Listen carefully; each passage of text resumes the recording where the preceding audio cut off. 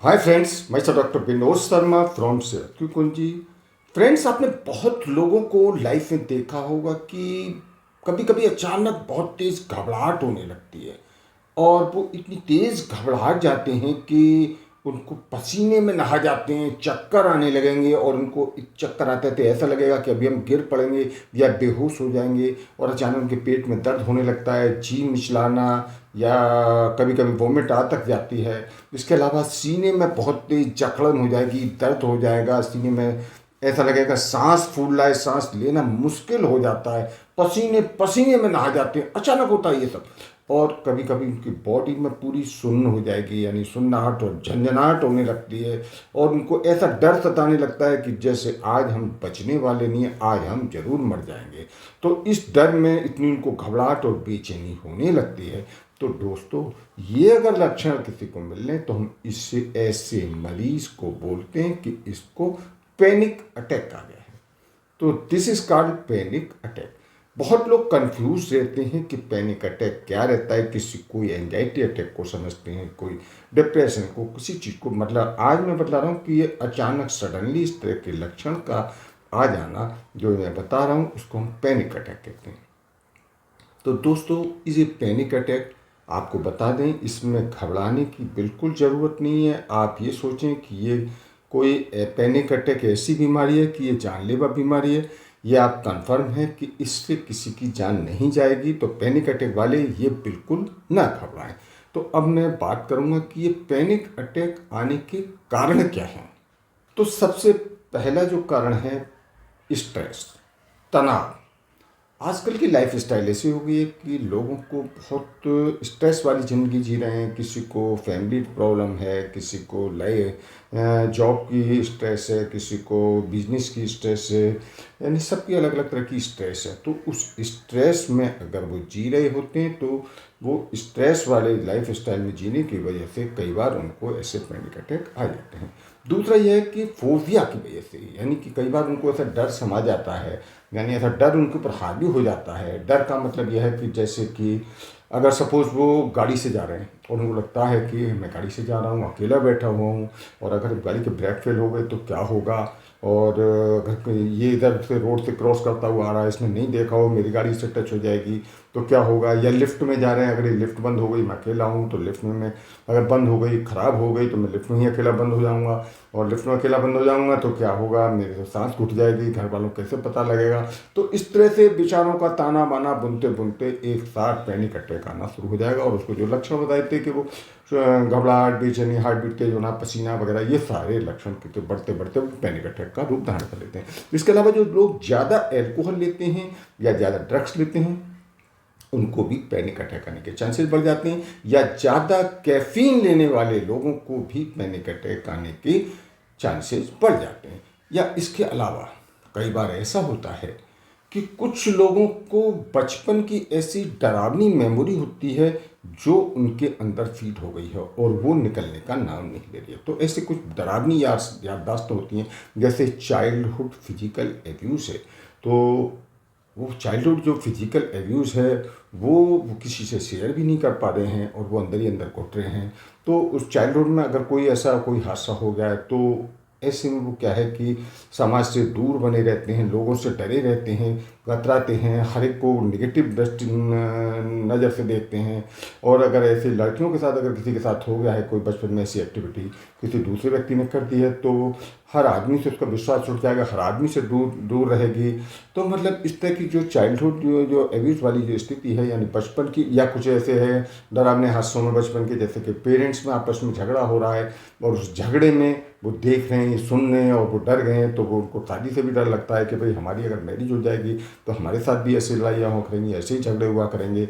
तो इस तरह की बचपन की जो डरावनी हादसे वाली जो स्थिति है उसमें भी वो अगर स्थिति मेमोरी में अगर बच जाती है तो उसमें भी पैनिक अटैक आने के चांसेस बढ़ जाते हैं। कई बार ऐसा होता है कि कुछ केमिकल इम्बेलेंस बॉडी में होते हैं, उस केमिकल इम्बेलेंस अगर हो जाएगा, यानी केमिकल का जो असंतुलन हो जब बिगड़ जाता है तो उसकी वजह से भी पैनिक अटैक आने के चांसेस बढ़ जाते हैं। इसके अलावा एक फैमिली हिस्ट्री भी बहुत बड़ा कारण है।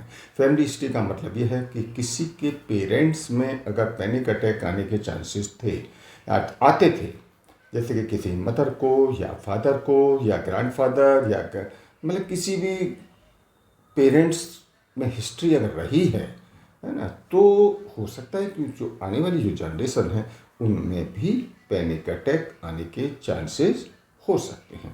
तो ये मैंने बताया कि ऐसे लोगों को पैनिक अटैक आ सकता है।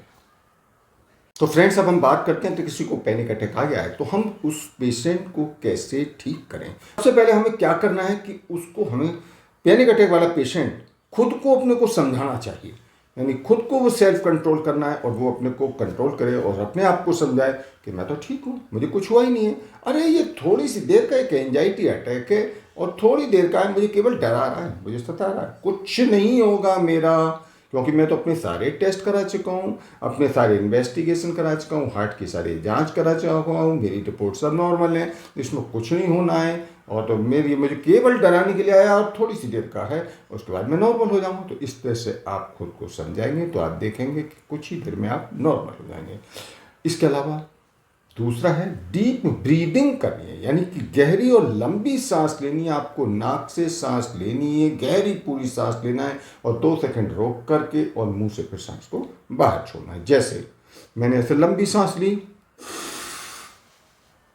अंदर 2 सेकंड रोकी,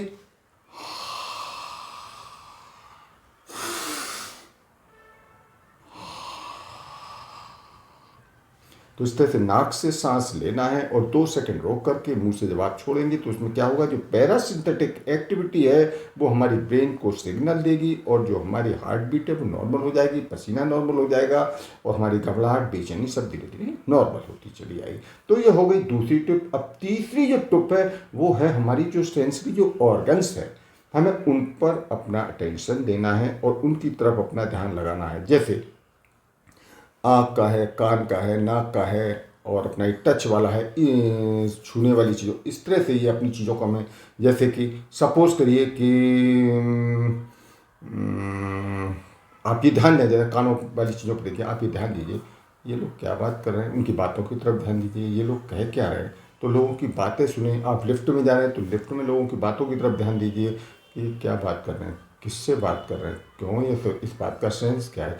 तो इस तरह से आप कानों के जो आपको सुनाई दे रहा है उन सब बातों को ध्यान से सुने और उन बातों को ध्यान लगाकर कोशिश करें, समझने की कोशिश करें। इसके अलावा आँखों से भी, आँखों से आप दिखाई देने, आँखों देखें कि ये कपड़ा किस कलर का पहने हुए है, अच्छा ये इस कलर का कपड़ा पहने हुए है, और भी जो आपका, अच्छा ये किस कलर की है ये ड्रेस, ये किस कलर का पिलर है, तो इस ये बोर्ड किस कलर का है। तो इस तरह से अपने माइंड को डाइवर्ट करना है। इसी तरह से आप और भी आप कर सकते हैं, जैसे कि आप कोई गाड़ी वगैरह अगर चला रहे हैं, स्टीयरिंग पर आपका हाथ है तो आप, अच्छा मैं स्टीयरिंग पकड़े ऊपर, देखिए मेरे हाथ नॉर्मल है, मैं बिल्कुल फिट हूँ और स्टीयरिंग ये मेरे टच हो रहा है। इसी तरह फर्श को भी ध्यान रखें, मेरे फर्श पैर पर है, मैं टच कर रहा हूँ, देखिए उंगली भी हिल रही है। तो इस तरह से आप अपनी इन चीज़ों पर जब ध्यान देंगे तो आपका माइंड डाइवर्ट हो जाएगा उधर से, और इस तरह से सेंसरी ऑर्गन से हम इसको पैनिक अटैक को कंट्रोल कर सकते हैं। इसके अलावा आप अकेले ना बैठें, आप दूसरों से बातचीत करने की कोशिश करें, ठीक है। तो ये हो गया चौथा पॉइंट। इसके अलावा एक काम और कर सकते हैं कि आप जो है ऐसी जगह आप ऐसा अपने इमेजिन माइंड में लाइए जो आपको सबसे अच्छा मोमेंट लगता हो। जैसे कि आपको अपने दोस्त के साथ घूमने में अच्छा लगता है तो आप विजुलाइज करें कि मेरा फ्रेंड मेरे साथ है और मैं फ्रेंड के साथ ही बातचीत कर रहे हैं, वो हंस रहा है, मैं हंस रहा हूँ, और इस तरह की जो अच्छे मोमेंट्स हैं उनको याद करिए। या आपको कहीं ऐसा आप कोई सीन अपना क्रिएट कीजिए कि मैं मूवी देख रहा हूँ, मूवी में कितना अच्छा सीन आ गया है, या मैं कहीं गार्डन में बैठा हूँ, गार्डन में देखिए कितने हरियाली है, कोयल बोल रही है, मोर नाच रहा है, झरना बह रहा है। तो इस तरह से आप मूवमेंट को इससे इस तरह के जो विजुलाइज करेंगे सीन को, तो आपके अंदर बहुत चेंजिंग लाएगा और आपका माइंड डाइवर्ट होता चला जाएगा। इसके अलावा एक काम और कर सकते हैं, खुद पर ध्यान दें।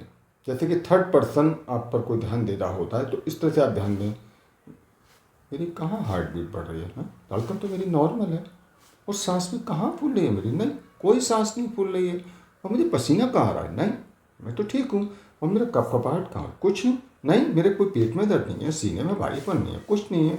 तो इस तरह की आप फीलिंग अपने आप से विजुलाइज करें, अपनी अंगों को अपने हार्ट बीट को, अपने सीने को, अपने बॉडी के पार्ट्स को इस तरह से आप देखना शुरू करें।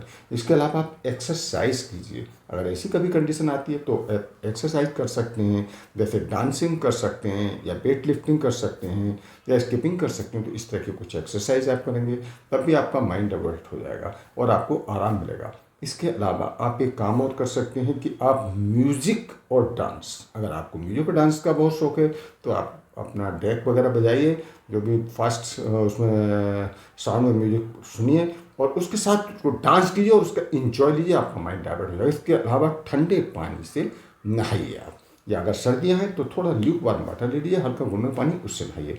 इसके अलावा कभी कभी डिहाइड्रेशन की वजह से भी ये प्रॉब्लम हो जाती है, तो आप पानी ज़्यादा से ज़्यादा पीने की कोशिश करें और खाने में कुछ खाने की कोशिश करें। खासकर अगर चॉकलेट खा लें तो उससे आपको बहुत जल्दी आराम मिलेगा। इसके अलावा जितने अल्कोहल हैं या इसके अलावा टी है, कॉफ़ी है और स्मोकिंग है, इन सब चीज़ों को अवॉइड करें। तो फ्रेंड्स, ये मैंने आज इस वीडियो में बताया कि अगर किसी को पैनिक अटैक आते हैं तो हम इस तरह से कंट्रोल कर सकते हैं। और फ्रेंड्स, अगर आपको इस वीडियो से रिलेटेड कोई भी क्वेश्चन पूछना है तो आप मुझे कमेंट बॉक्स में जाकर पूछ सकते हैं। और आपको ये मेरी वीडियो पसंद आई है तो मेरी वीडियो को लाइक करें और दोस्तों एक काम जरूर करें, इस वीडियो को ज़्यादा से ज़्यादा लोगों को शेयर करें, जिससे ज़्यादा से ज़्यादा लोग जान सकें कि अगर उनके किसी मिलने वालों को या उनको पैनिक अटैक आता है तो वो कैसे इसको कंट्रोल कर सकते हैं। तो दोस्तों, फर्स्ट टाइम आप हमारे अगर चैनल पर आए हैं तो हमारे इस चैनल को सब्सक्राइब करें और जो बेल आइकॉन दिखाई दे रहा है इस बेल आइकन को क्लिक करें। तो ठीक है दोस्तों, मिलते हैं अगली वीडियो में, तब तक ओके बाय।